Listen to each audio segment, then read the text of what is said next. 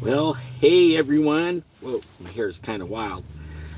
I'm back, and I took my wife to. She decided she wasn't going to go to the appointment, but she was going to. We went to an urgent care because the doctor office that she was at didn't have an X-ray machine, and she needs to have her. She needs to have her wrist X-rayed. I might move you around a little bit here. Um, Trying to get a better look here. Oh well. Well, I don't know. Maybe if I go this side. Let's see. Oh yeah, that's better. Okay. Sorry about all that. I didn't mean to move you all around. Okay, so I don't know, what did I do here?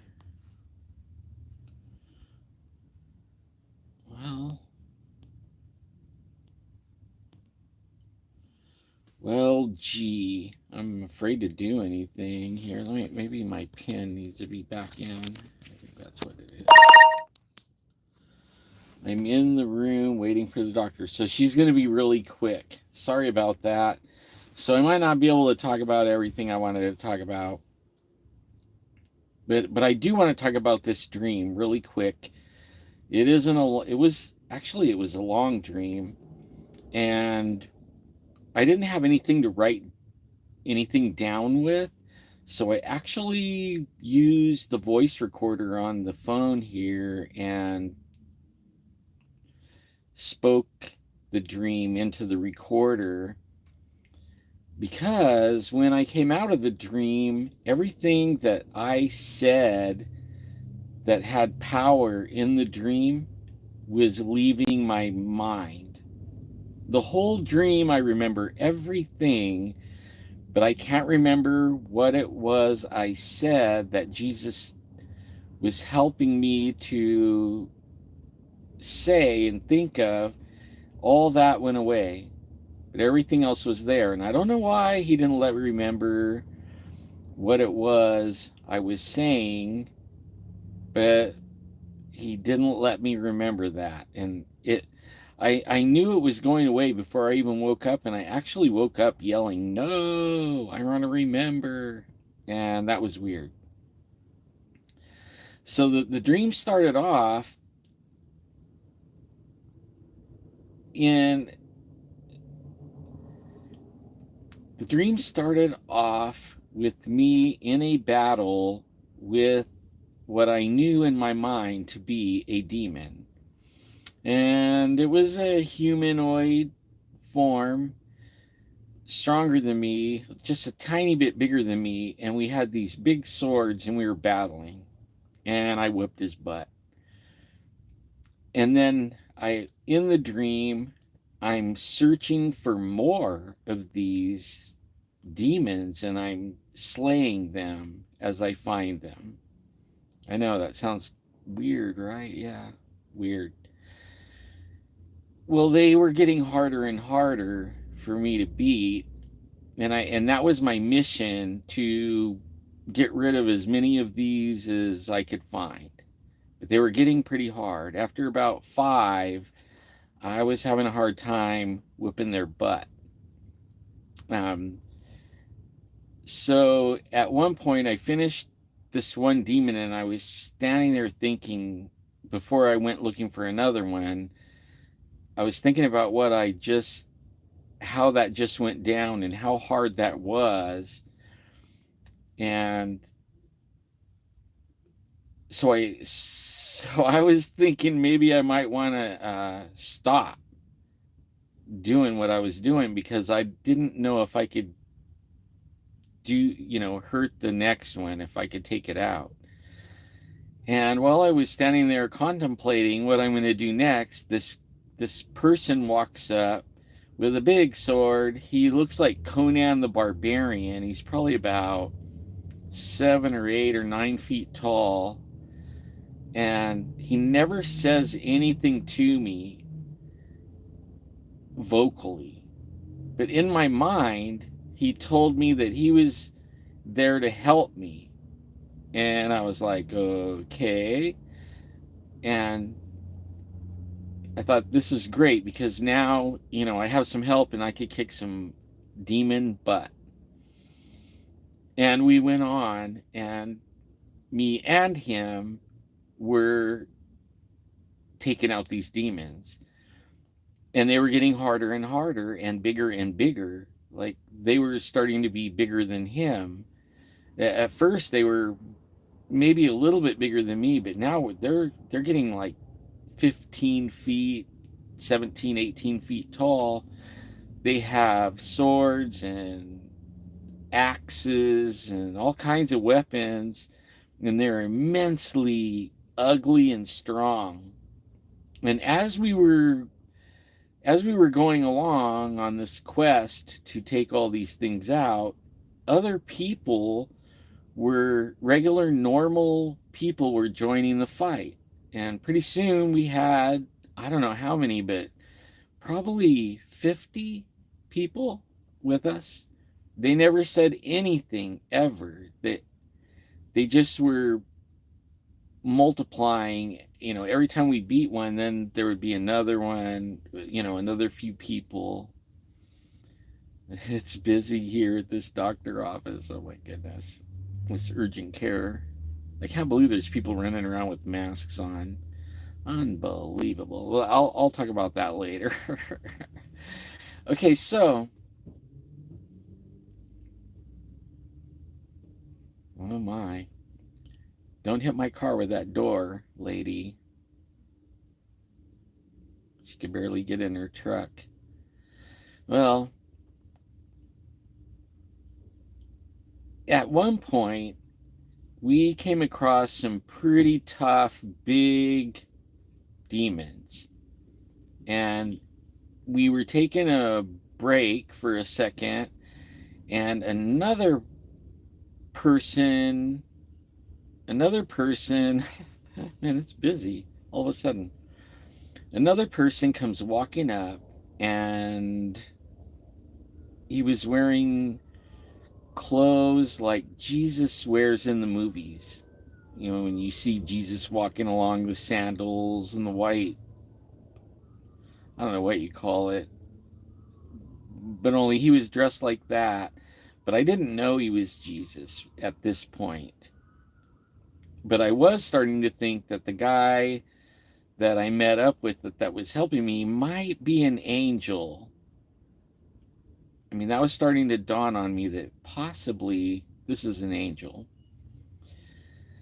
So this guy walks up and is walking with us, and he's teaching us, he's telling us that the next one is going to take faith with it. Here we go with the faith thing. If you saw my last video earlier today, I had the vision about the faith. Well, now the faith is, can you beat a demon, and how?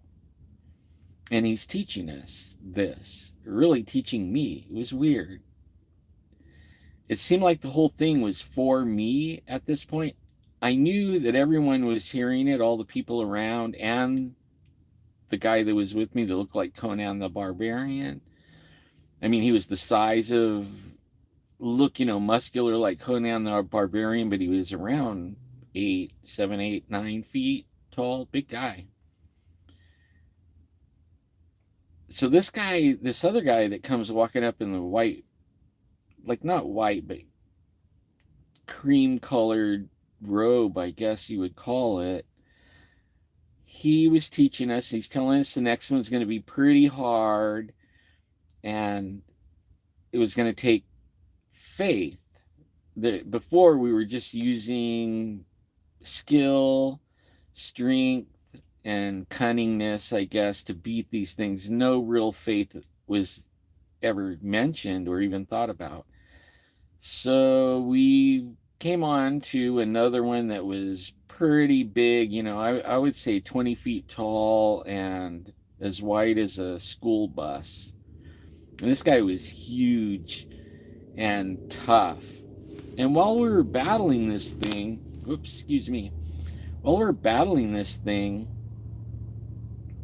the person that I came to know as being Jesus was yelling things out like a coach would at a ball game or something, giving me, it was me he was yelling to, and he was giving me pointers, telling me my, faith, and telling me how to have the faith and what I should believe for and all this kind of stuff. And so we kicked some butt, and he continued to do this for like four more demons, and in between each one he would point out where I was going wrong and some of the things that I should do different. And then we would be on to the next one and the next one, and finally we got to this place where the last one was really tough, and we barely beat that thing. Even with all the people with us, there's probably like 100 people now, and this big guy, and me, and we barely beat this demon. So as we're standing there talking about that, about how hard that was, then the guy that I never was told was Jesus, but I was starting to believe was Jesus, the way he was teaching and talking, he said, okay, we're on to the next, we're on to the next boss. And the next one is, I call it a boss, but it was like the boss demon. We're coming to the main event in demon killing. And this demon, he said, was going to be the hardest demon that we were going to face or have faced so far. And he gave a few pointers, and he said, this one's going to be coming. And as soon as he said that, he goes, look, there it is. And this comet comes flying in with a big, long, black, smoky, greenish, yucky tail. And it flew past us and landed somewhere ahead of us. He's like, there it is. That's him. Let's go get him. And when we got there, there's this little guy dressed like an Oriental, like a older, I would say in the 1800s, how the Asian people dressed, had the little funny hat, and he wasn't big and strong and tall. He was my size. He didn't have a sword or anything. Like the last demon, it didn't have a sword or anything either. But he shook his hands like that. I mean, this thing was big, big, big, big. He shook his hands like that, and all of a sudden he had an axe in one hand and a sword in the other hand. And he was really hard. Now this one had no weapon at all. And he had a silly smile on his face, like he was very confident that we weren't going to win. And he had a little demon, a green little demon that was probably 3.5 feet tall. I mean, muscular, like built solid, 3.5 feet tall, probably 3 feet wide. It was like a ogre looking thing. Now it had double swords, like dagger type swords, and that was doing all the slashing. But this other demon fought different. He used words, and he would say things, and it would freeze me, like totally freeze me. I couldn't talk, I couldn't move. At one point, his little demon was just plowing through people, and this big guy that's with me, that I think was an angel, was even having a tough time with him. And Jesus is yelling at me, faith, you gotta have faith. Start using your words, just like this demon was doing. He was using words. Start using your words. Use Jesus' name. And he wouldn't tell me exactly what to say, but he gave me pointers as we're in the battle of what to say. So at one point, he had me frozen. I couldn't even speak. I was trying to say something, but something he said had froze me to where I couldn't move, I couldn't talk, and the little demon was winning, and this demon person looked really confident. He had a little coy smile on his face, and he was dancing around like kind of like I don't know if anybody knows who Muhammad Ali. Remember Muhammad Ali? And he would dance like a butterfly and sting like a bee. Well, this thing was dancing like a butterfly with a little coy look on his face. It was making me mad, but I couldn't do anything. And the person that I'm calling Jesus was yelling at me, hollering out, shouting, use your words, use your words. And I couldn't speak. He goes, have faith, you're going to win. You will win. Have faith. And he kept saying that. And finally, at some point, I thought of something a thought that built my faith up. And, and I was able to speak. And I spoke what I thought of that I can't remember, sadly. But I turned the tide. And at the point where I was frozen, the big angel guy, he kept looking at me like, dude, come on, like what are you doing, And it seemed like everything was on me at that point, like, hey, it's my faith and my words, and if I don't do this right, everybody's gonna die. So it was me, on me. And finally I was able to get the right words and have the faith, and we beat this demon. We actually had him running, and he was running, and we couldn't catch him.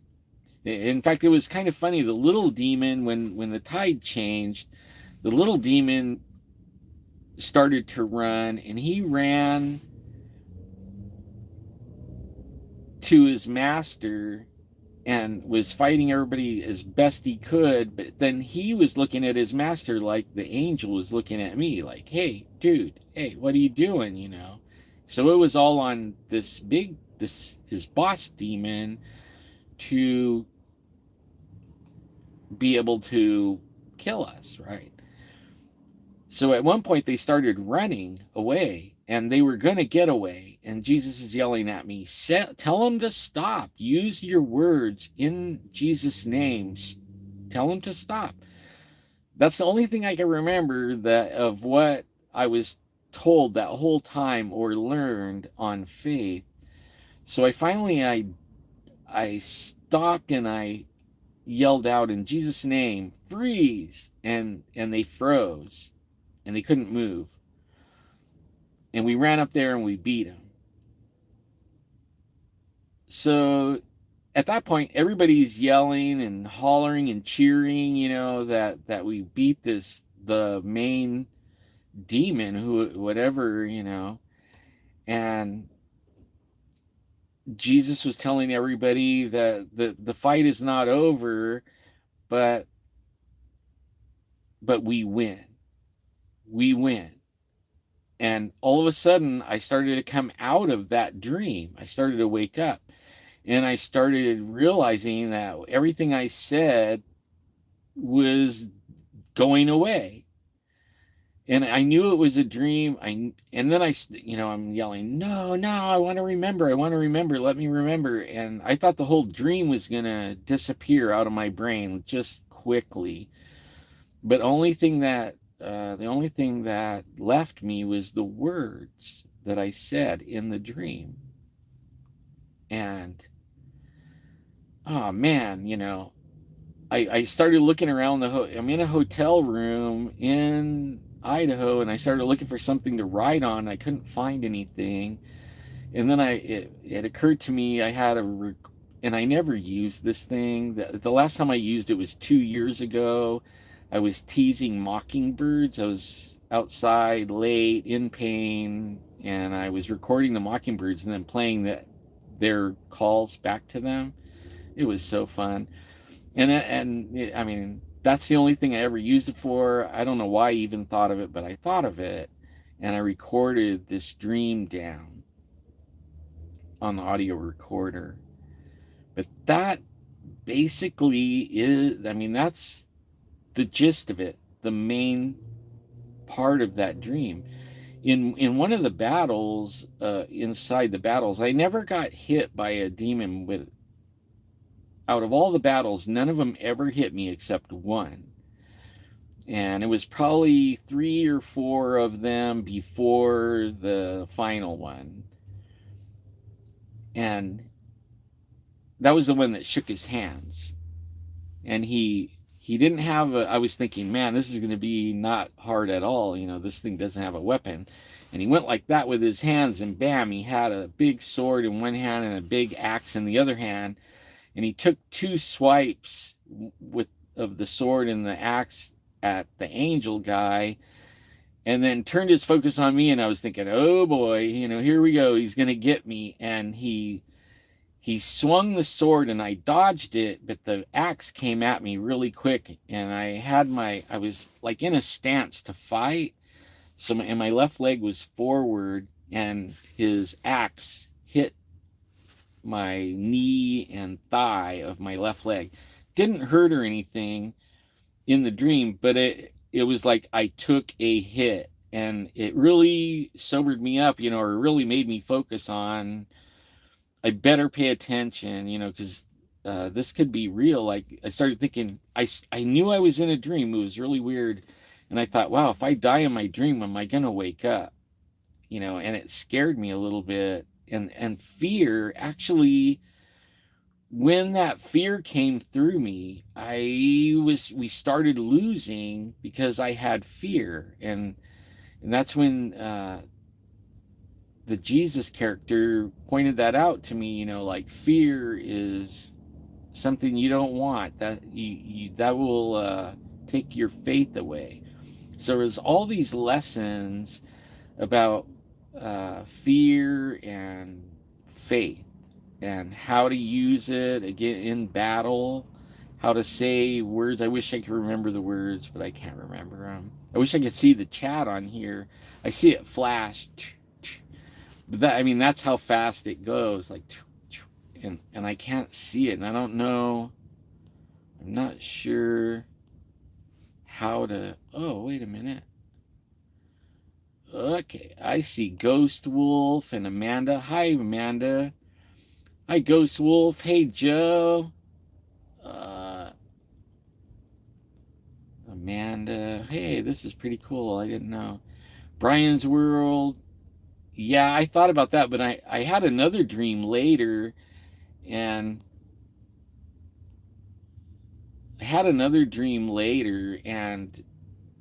I realized, what's up with that? Welcome to chat. Alistair, hi. Cold Warrior, Ghost Wolf, hey, I see you guys now. Frankie, how are you? Amanda. Well, I had another dream that I'm going to do another video on. I don't have a lot of time. I'm in front of this urgent care. My wife's in there. She said she's already in the room. That means they're going to do an x-ray on her wrist. While I was in Idaho, she calls me and tells me that she fell. She had got up to go to the restroom in the night, and she totally passed out.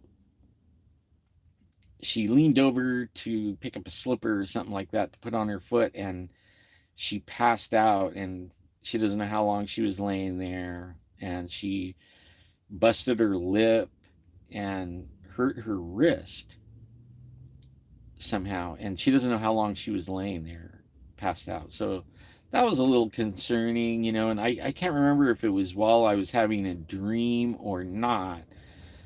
You know, everything that you're thinking goes out the window when you get a call like that, and you're all the way in another state, and you don't know what you're going to do about it, you know. So at first she doesn't she doesn't really want to go in any waiting rooms or anything, but I guess it's bothering her enough that she decided, she's going to sit in a waiting room somewhere to get an x-ray. And I don't blame her. There's so much crazy stuff going on. In fact, all these dreams and visions that I'm getting over the years are the ones here recently are telling me, and I believe it's this year, 24, there's going to be a whole bunch more in 24. I was given that it's going to get real in 24. We may see Jesus step in to our realm and have the 1,000-year reign in the coming months. And I feel like it's any minute, but I've been feeling like that for about a year. He started stepping up the dreams and visions and talking with me.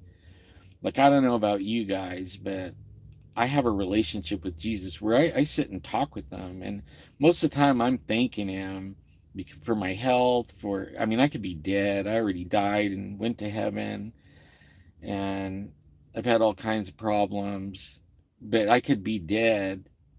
I could have been dead 15 years ago. I've had heart problems. I got 4 heart stents.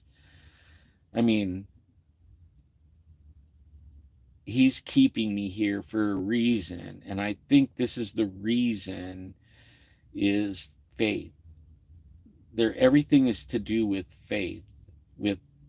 Without faith coming up here this year, if we don't have faith, we don't have anything. We're going to lose. The persons that don't have faith are going to have a very, very rough time. The ones that reject Jesus, they will either, I don't know, it could be very, very bad. It's going to be difficult for anyone. And the only way through whatever's coming is with faith. He has showed me that over and over, working on my faith. So that means faith is going to be the key to making it. And that's my biggest takeaway from the whole thing. Something's coming that is going to be detrimental to faith. Without faith, you may not live.